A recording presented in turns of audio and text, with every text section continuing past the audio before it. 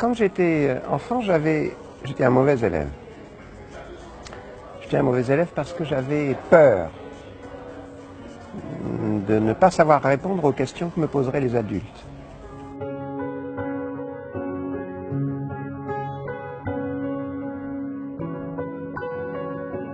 Et toute cette peur de l'enfance est devenue une connaissance. Et mon travail d'adulte, c'est de les guérir de cette peur. La réaction des adultes est toujours la même. Eux aussi ont peur. Ils ont peur que le fils ne réussisse jamais. Et les professeurs aussi ont peur. Ils ont peur d'être de mauvais professeurs. Tout ça, c'est une affaire de solitude. Solitude de l'enfant, solitude du professeur, solitude des parents. Très bien. Il faut casser cette solitude. Pédagogiquement, comment tu casses la solitude? En créant des projets communs, où tout le monde est impliqué. Par exemple, pour l'école, un des projets communs, c'est le théâtre.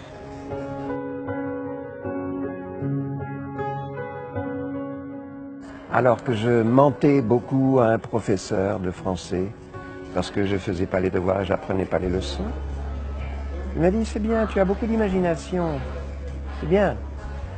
Maintenant, au lieu d'utiliser ton imagination à fabriquer du mensonge, écris-moi un roman. Donne-moi 10 pages par semaine. Je ne te donne plus de rédaction à faire, je ne te donne plus de leçons à prendre. Tu fais juste ce roman pour moi, 10 pages par semaine. Et ça m'a sauvé, ça. C'est-à-dire que ce professeur a transformé un élève passif, il l'a transformé en un élève actif. C'est-à-dire qu'il écrit un roman.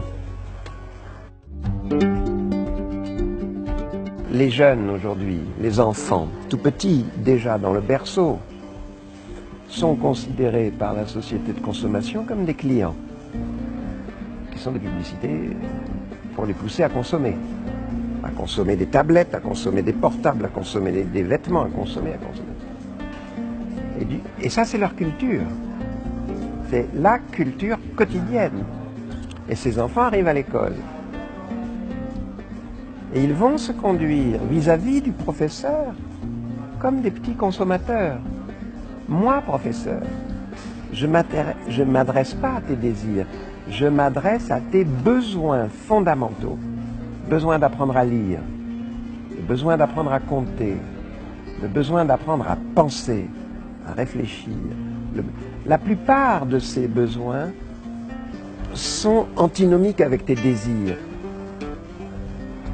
Et c'est pour ça qu'il est beaucoup plus difficile d'être professeur aujourd'hui que dans les années 50, où les enfants n'étaient pas encore les clients de la société marchande. Et le problème, c'est que l'enfant, tout petit, dans son berceau, lui, il va croire que son désir est un besoin fondamental. Il va croire que son bonheur dépend de la satisfaction d'un désir qu'il prend pour un besoin fondamental. Le travail des adultes, c'est de dissocier ces notions de désir et de besoin. Et le bonheur, le vrai bonheur, on peut l'atteindre en apprenant à comprendre. C'est ça qui rend heureux. Quand je comprends les choses, tout d'un coup je comprends. Je comprends que la publicité est mensongère. Je comprends que la compréhension est une bonne source de bonheur véritable. Je pense qu'on ne peut pas se défausser de ses propres responsabilités sur une institution. Il faut d'abord que je sois, moi, en tant que parent, que je me sente responsable de mon comportement face à mes enfants. Qu'est-ce qui fait l'éducation des enfants? C'est l'exemple.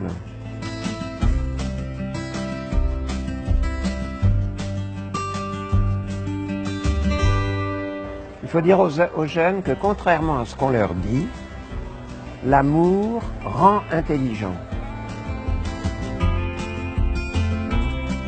Au fond, tu as 3 types de personnes. Tu as les passeurs, tu as les gardiens du temple, ceux qui considèrent que ce qu'ils savent, c'est leur propriété privée, que les autres sont indignes de le savoir. Et puis la troisième catégorie, c'est ceux qui s'en foutent.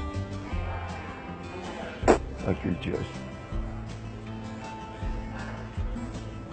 Donc le passeur, c'est celui qui prend en considération sa propre culture et qui sait que ça ne lui appartient pas, que ça peut faire le bonheur des autres.